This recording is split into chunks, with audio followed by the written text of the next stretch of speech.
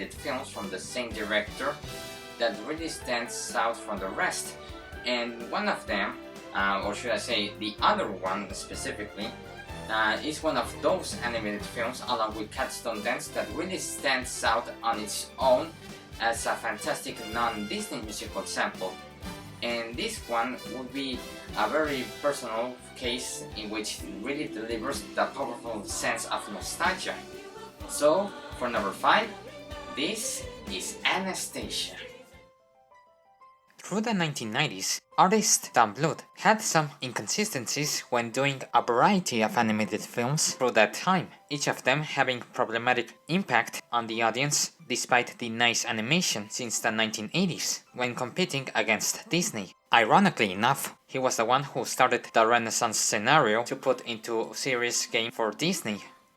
But then came Anastasia, the signature example of how an animated film manages to craft something with Disney execution and standing very well on its own.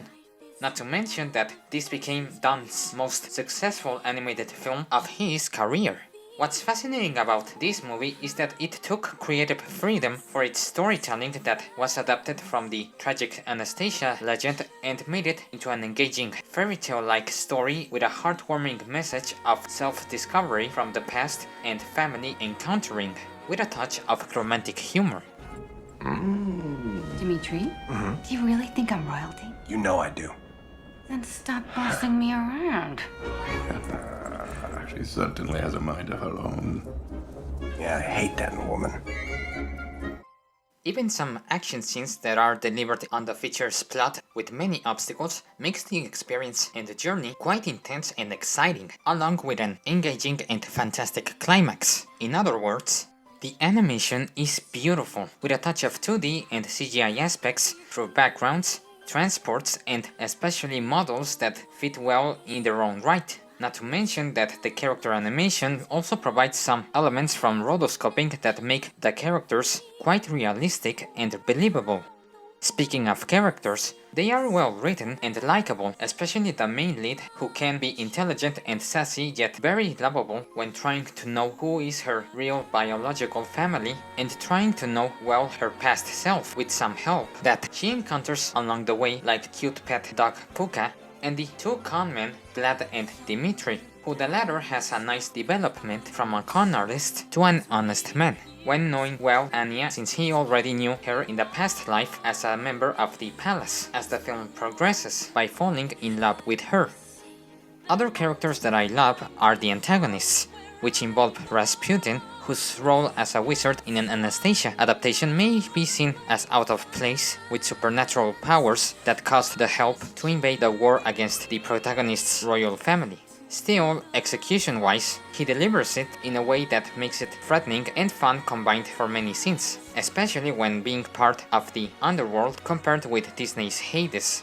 Not to mention that his henchman White Bat Bartok is entertaining thanks to his lovable personality delivered by the voice actor Hank Azaria. You know, sir, really, you should watch your blood pressure. My nephew Izzy just keeled over one day, mid-mango. Stress, it's a killer, sir. And he's a fruit bat. No meat, no blood either. Funny enough, since he eventually shows that he has a good heart, he got his own spin-off film, Bartok the Magnificent, though debatably that serves as a prequel to the film, which I highly doubt it if you ask me, I suppose. Anyways, all the characters are lovable in the same way as Disney, thanks to the voice acting coming from recognizable celebrities like the already mentioned Azaria and the Judge Doom himself, Christopher Lloyd as Rasputin, and other actors involved like Meg Ryan, John Cusack, Kelsey Grammer, and especially the golden legend Angela Lansbury, after doing her performance as Mrs. Potts from the acclaimed animated musical Beauty and the Beast. And speaking of musical elements, the songs were pretty much unforgettable, coming from Broadway composers Lynn Ahrens and Stephen Flaherty, with the additional Oscar-nominated musical score by David Newman after his collaboration with The Brave Little Toaster, each standing out wonderfully. That is even on par with Mencken's music, and most likely the works of Roger and Hammerstein. Some songs like A Rumor in St. Petersburg acting as the grand opening number, and the cool villain song In the Dark of the Night that is surprisingly something Hades wishes to have when you think about it. As for the beloved ones, aside from the Paris Holds the Key to Your Heart and the Learning to Do It, plus the waltz version from the soundtrack, are hands down the award-nominated songs Once Upon a December and Journey to the Past, with the former being a representation of Anastasia's memorable music box throughout the movie, and the latter is an I Want song to discover her self-identity and family origins, in a sense.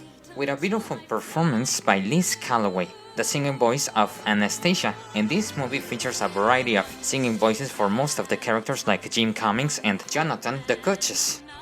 With a grand achievement of what Don Bluth crafted after his failed Renaissance attempts and before clashing his career with Titan AE before moving on into theater, and then an essential comeback some years later in specific projects, particularly the latest animation studio project involving new short story adaptations at the point I record this film is something remarkable yet debatably underrated, since at that time most of the audience thought they were literally watching a Disney musical, and still gathered a fan base by being aware that it is a great non-Disney classic before Fox shut down the animation division in favor of promoting the late Blue Sky Studios as the mainstream animation facility for the company by releasing Ice Age, which it was originally a 2D project by Don Bluth himself and Gary Goldman before moving away from the project and giving it to the director Chris Wedge, and ironically being bought by Disney, which is more ironic enough that this movie, along Thumbelina, which it was originally from Warner Brothers distribution but then later moved to 20th Century Fox, got available on Disney Plus after the official Fox union, now called 20th Century Studios.